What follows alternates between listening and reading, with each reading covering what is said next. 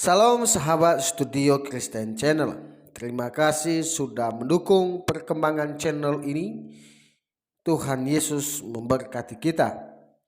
Pada kesempatan kali ini, satu video yang menarik, video yang mengejutkan kita tentang Ustadz Kainama yang mengatakan Yesus sudah menikah.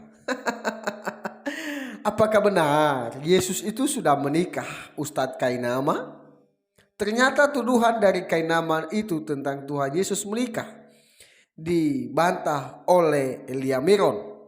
Mari kita simak dan melihat bersama tudingan tersebut berikut ini.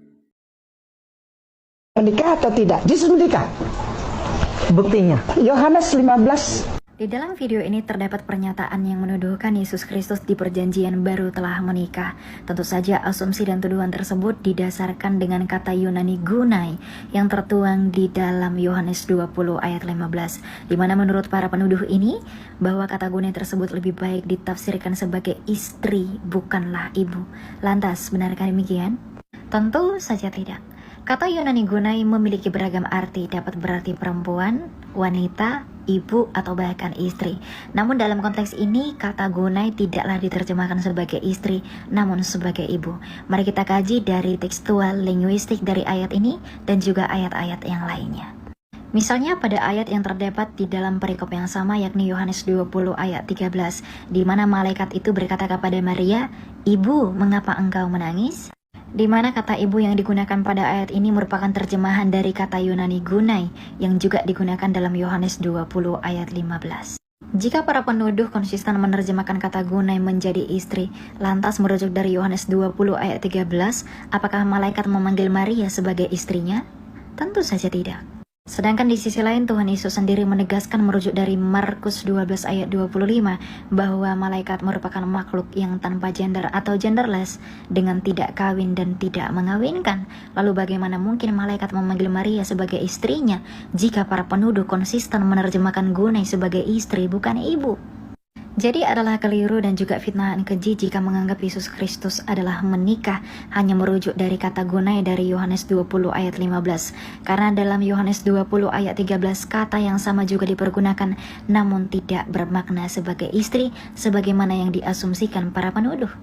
Lalu kepada siapakah kata Yunani gunai ditujukan oleh Tuhan Yesus merujuk dari ayat tersebut?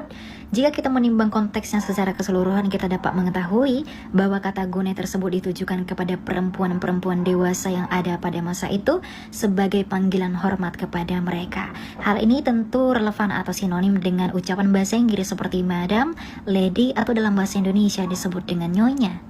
Sehingga sampai di sini anggapan bahwa Yesus Kristus menikah salah total secara tekstual, linguistik, dan juga konteks ayatnya. Di sisi lain, beberapa orang yang tidak bertanggung jawab juga menuduhkan bahwa Yesus Kristus menikah karena ia adalah seorang rabi, di mana mereka beranggapan bahwa syarat menjadi rabi haruslah menikah. Hal ini juga merupakan anggapan yang keliru, karena hidup selibat atau tidak menikah dalam Yudaisme di zaman Kristus bukanlah hal yang asing. Di mana dalam sejarah kita dapat menemukan rabi Yahudi yang tidak menikah atau memilih untuk hidup selibat yang bernama Ben Azai. Hal ini dapat kita temukan di dalam tulisan Yebamot 63b nomor 19. Bahkan Yohanes Pembaptis yang adalah nabi terbesar juga tidaklah menikah atau memilih untuk membujang. Bahkan Rasul Paulus yang adalah seorang rabi yang dikenal dengan Rabi Saul yang adalah seorang Yahudi juga tidak menikah pada masa itu. Jadi dengan jelas kita mendapati merujuk dari konteks ayat, tekstual linguistik, dan juga budaya Yahudi pada masa itu, dongeng-dongeng dan juga asumsi yang menyatakan Yesus menikah adalah omong kosong dan tidak memiliki landasan sejarah yang akurat. Dengan demikian, terima kasih dan Tuhan memberkati dan selamat 120 hari menyongsong Natal. Bye-bye. Terima kasih teman-teman sudah menonton video ini. Tanggapan saya terhadap Ustadz Kainama yang mengatakan Yesus sudah menikah, ternyata hal itu tidak benar. Saya setuju dengan pernyataan Elia Miron yang mengatakan bahwa Yesus itu tidak menikah. Di dalam perjanjian baru, Yesus itu tidak menikah.